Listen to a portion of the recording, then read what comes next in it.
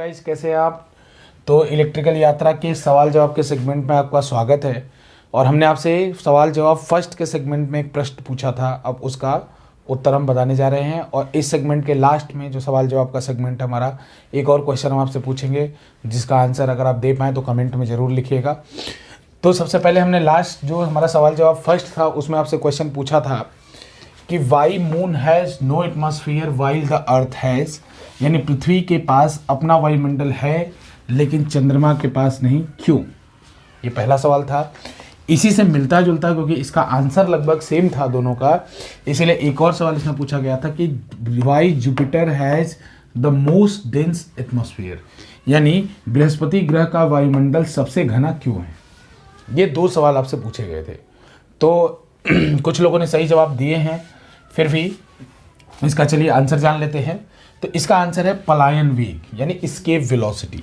तो इन दोनों ही क्वेश्चंस का आंसर जो है वो है escape velocity. Escape velocity, escape velocity और पलायन वेग। पलायन वेग, इन दोनों का ही उत्तर है पलायन वेग। जैसे अगर माना कि जैसे कुछ लोग ये कह रहे होंगे कि गुरुत्वाकर्षण, चंद्रमा का गुरुत्वाकर्षण जो है पृथ्वी से 6 गुना कम है, तो इसके कारण तो चलिए मान लिया 6 गुना कम है, तो उस पर कुछ हल्की गैसेस नहीं हो सकती, लेकिन भारी गैसेस थोड़ी बहुत तो होनी चाहिए, लेकिन वहाँ वो भी नहीं है, बहुत बिल्कुल गैस है ही नहीं वहाँ पे। तो इसका मतलब ये है कि वो आंसर नहीं हो सकता। अगर ग्रेविटेशन ही आंसर है तो उस पर कुछ ना कुछ लाइट गैसेस तो होनी चाहिए, कुछ ना कुछ हैवी गैसेस तो मून पे मिलनी चाहिए। चलो मान लिया डेंस इन्वायरमेंट नहीं मिलेगा, डेंस एटमॉस्फेयर नहीं मिलेगा, लेकिन पतला एटमॉस्फेयर तो मिलना चाहिए, लेकिन वैसा वहाँ नहीं होता। इसका सही आंसर क्या है, इसीलिए पलायन वेग। हाँ, आप ये जरूर कह सकते हैं कि पलायन वेग भी कहीं ना कहीं गुरुत्वाकर्षण के ऊपर निर्भर करता है।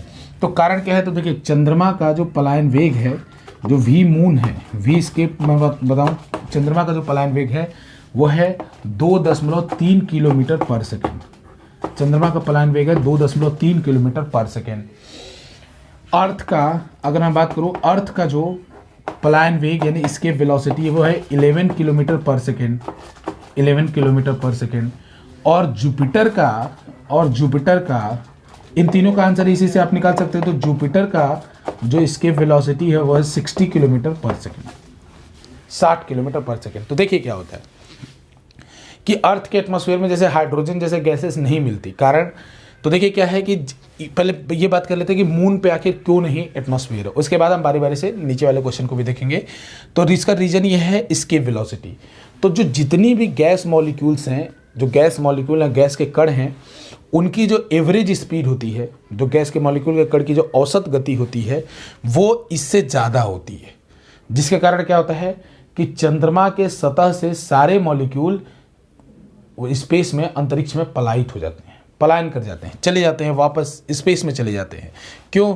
क्योंकि उनका जो एवरेज स्पीड है मॉलिक्यूल्स का वो चंद्रमा के एस्केप वेलोसिटी से ज़्यादा होता है। इसी वजह से इसके एटमॉस्फेयर में मोस्टली कोई भी गैस नहीं रहती, इसलिए इसके पास कोई अपना वायुमंडल या एटमॉस्फेयर नहीं होता है।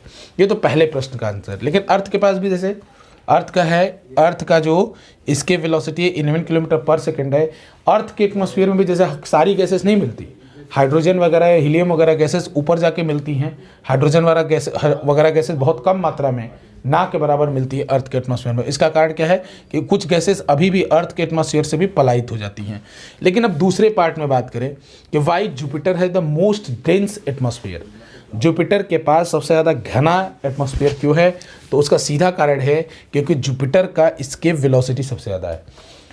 जुपिटर ग्रह पे यानी इस बृहस्पति ग्रह पे हाइड्रोजन जैसी हल्की गैसेस भी, जिनके मॉलिक्यूल्स का उनके कणों का औसत वेग काफ़ी ज़्यादा होता है, औसत चाल काफ़ी ज़्यादा होता है, वो भी जुपिटर के एस्केप वेलोसिटी को से उनका एवरेज स्पीड ज़्यादा नहीं होता, वो भी उनकी उससे ज़्यादा नहीं हो पाता, 60 किलोमीटर पर सेकंड से ज़्यादा नहीं हो सकता। इसी वजह से वो भी क्या करती हैं कि जुपिटर के एटमॉस्फेयर में मिलती है हमको। तो कारण क्या है कि इसका एस्केप वेलोसिटी सबसे ज़्यादा है, तो कोई भी गैस के मॉलिक्यूल का, गैस के कणों का औसत वेग इससे ज़्यादा नहीं हो पाता। इसीलिए लगभग जुपिटर का जो वायुमंडल है वो सबसे सघन है और उसमें सारी गैसेस मिलती है। इसके अपोजिट मून पे सबसे कम एस्केप वेलोसिटी है, इसी वजह से मून पे कोई लगभग सबसे कम होने के कारण कोई भी गैस नहीं मिलती। हर गैस का जो औसत चाल है इससे ज़्यादा होता है। अर्थ पे कुछ गैसेस मिलते हैं, जैसा हम जानते हैं, हम रहते हैं यहाँ पे, तो इस पे क्यों, और इस पे भी लेकिन कुछ लाइट गैसेस जैसे हाइड्रोजन वगैरह बहुत कम मात्रा में मिलती है, कारण वो पलाइट हो जाती हैं, वो चली जाती हैं स्पेस में, स्केप कर जाती है। ठीक है, तो ये रहा पहले प्रश्न का आंसर, दूसरे सवाल जवाब का सेगमेंट 2 का आंसर। अब मैं नेक्स्ट प्रश्न छोड़ देता हूँ। नेक्स्ट आपको बताना है सवाल जवाब का सेगमेंट नंबर 3। उसमें आपको बताना है कि जो कोल्ड कंट्रीज़ हैं उसमें एक्वेटिक लाइफ, अगर बर्फ़ जैसे झील जम गई है उसके अंदर भी एक्वेटिक लाइफ रहती है। जैसे अमेरिका ऐसे शहर है, आपने बहुत सारे वीडियोस देखे थे लास्ट ईयर कि इसके बाद उन्होंने बॉयल वाटर अगर वो फेंकते थे हवा में तो एयर में हवा में ही जम जाता था, आइस बन जाता था। तो यानी वहाँ पर टेम्परेचर बहुत ड्रेस्टिकली लो था, -20 -23 डिग्री सेल्सियस तक टेम्परेचर था। इसके बावजूद वहाँ एक्वेटिक लाइफ सर्वाइव किए थे। रीज़न, क्योंकि मैं आपको कारण बताना, वो मैं आपको बता रहा हूँ ऐसा क्यों होता है, क्योंकि अगर एक जमी हुई लेक है और उसके अंदर अगर वाटर है तो उस वाटर का टेम्परेचर हमेशा 4 डिग्री सेल्सियस होगा, इररिस्पेक्टिव कि बाहर टेम्परेचर कितना भी हो जाए, लेक के ऊपर टेम्परेचर कितना भी हो जाए। लेकिन अगर एक जमी हुई लेक है तो उसके अंदर का टेम्परेचर हमेशा 4 डिग्री सेल्सियस होगा।